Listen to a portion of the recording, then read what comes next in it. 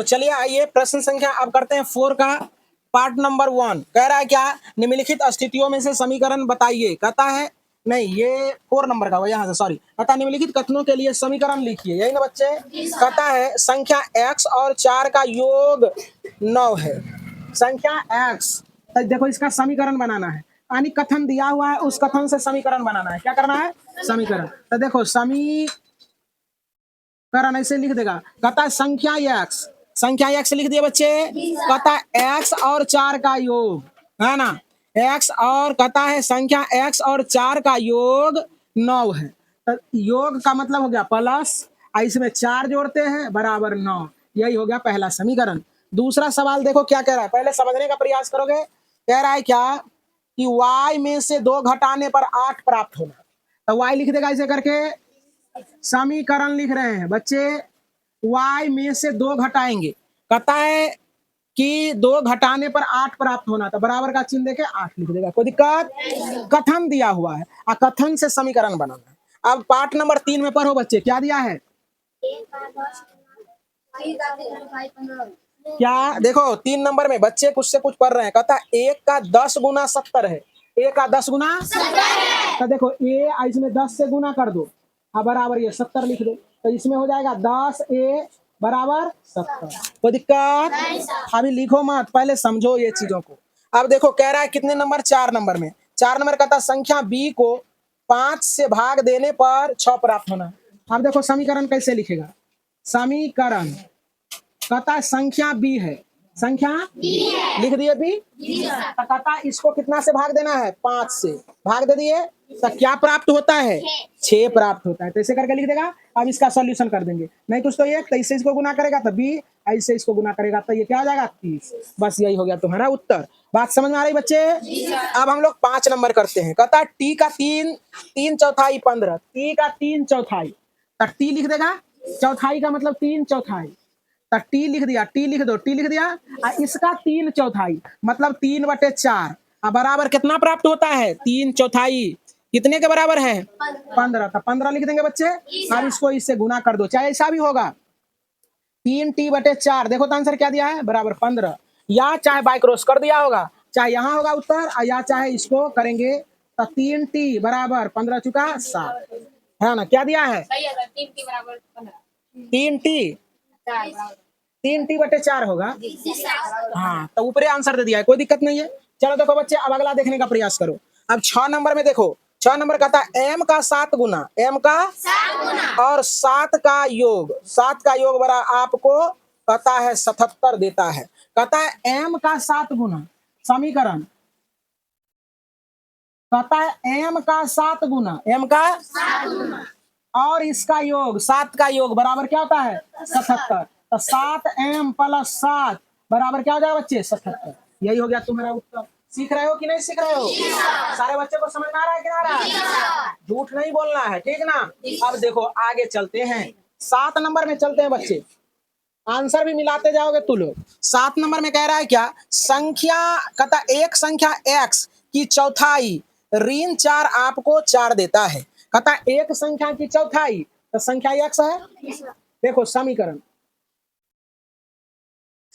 देखो, कहता है संख्या x है, इसका 1/4 1/4 ये, और इसमें योग कह रहा है करने के लिए। 1/4 का ऋण 4, ऋण मतलब माइनस, बराबर ये क्या 4 प्राप्त होता है। ये बराबर क्या होता है, 4 प्राप्त होता है। तो इससे इसको गुना करेगा तो 4 सॉरी x/4 और -4 बराबर 4। देखो उत्तर है क्या, ऐसे ही होगा उत्तर, या चाहे इसका सॉल्यूशन क्या होगा। अब देखो भाषा पर आगे 8 नंबर में क्या नहीं है उत्तर, क्या ऐसा ही होगा। चलो देखो यहाँ 8 नंबर में देखने का प्रयास करो। 8 नंबर में कह रहा है यदि आप y के 6 गुने में से 6 घटाए तो 60 प्राप्त होता है। कहता है समीकरण कहता है y का 6 गुना, y में 6 से गुना कर दिए। कहता है में से 6 घटाओ, में से 6 घटाओ तो कितना प्राप्त होता है। एक भी बच्चा पढ़ता नहीं है सवाल। 60 प्राप्त होता है। कितना प्राप्त होता है, 6y - 6 बराबर क्या हो जाएगा, 7। यही हो गया तुम्हारा क्या उत्तर। इस प्रश्न का देखो 4 नंबर के लास्ट पार्ट है। कहता यदि आप z के 1/3 में 3 जोड़ दे तो संख्या 30 प्राप्त होता है। कहता है कि जेड का, जेड हो गया, समीकरण लिख दो यहाँ, समीकरण देखो, कहता है जेड का 1/3, तो जेड लिख दो 1/3 से गुना कर दो। कहता है 1/3 में 3 जोड़ना है, 3 जोड़ दिए तो ये बराबर क्या प्राप्त होता है, 30 प्राप्त होता है। तो यहाँ हो जाएगा जेड/3 प्लस 3 बराबर 30, यही हो गया उत्तर। आसान था ना बच्चे। अब तुम्हारा क्या है, अब इसी का अपोजिट है। अब एक्सप्रेशन देल रहेगा, समीकरण देल रहेगा, उसको भाषा में लिखना है। अब हम करते हैं। तब देखो जरा सा 5 नंबर का रोमन 1 करते हैं। देखो दिया है p+4 बराबर 100 है ना। कहता है इसको लिखेंगे p, देखो पहले जो लिखल था उसी तरह से है ना। कहता है संख्या p, ऐसे लिखेगा संख्या p और 4 का योग से 15 प्राप्त होना।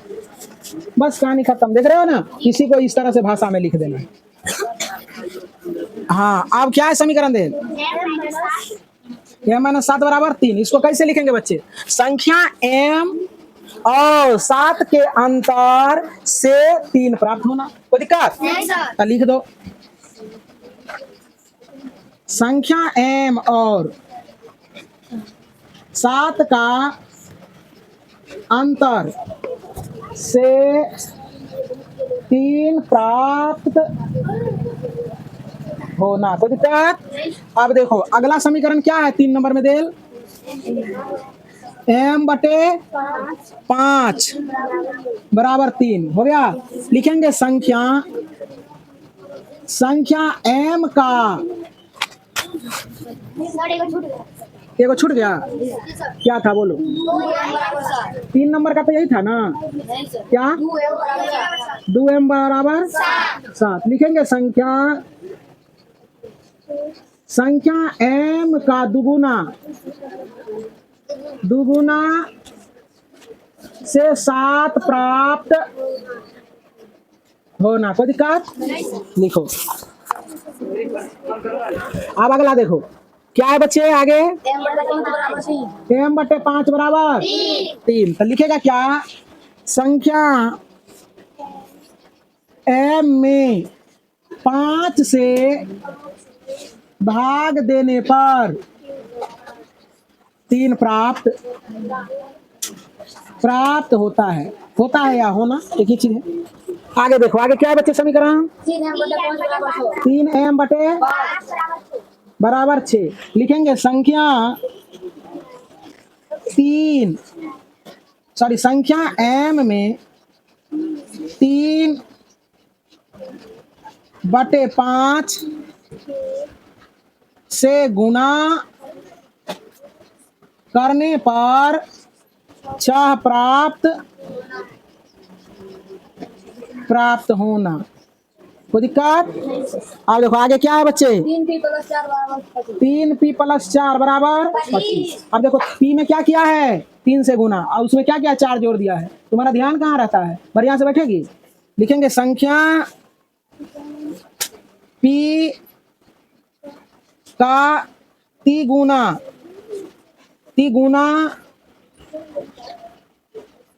और 4 का योग से 25 प्राप्त होना।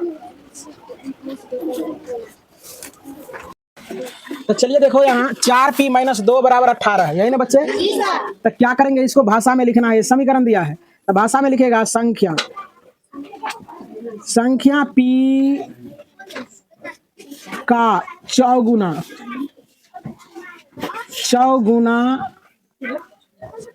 में से 2 घटाने पर 18 प्राप्त होना। कहानी खत्म। आगे देखो क्या दिया है बच्चे, p/2 बराबर 8। लास्ट है ये क्या, चलो देखो अब खत्म हो जाएगा। देखो लिखेंगे संख्या p p का आधा, आधा में 2 का योग, 2 का योग करने पर 8 प्राप्त होना। बस कहानी खत्म, ये हुआ फिनिश।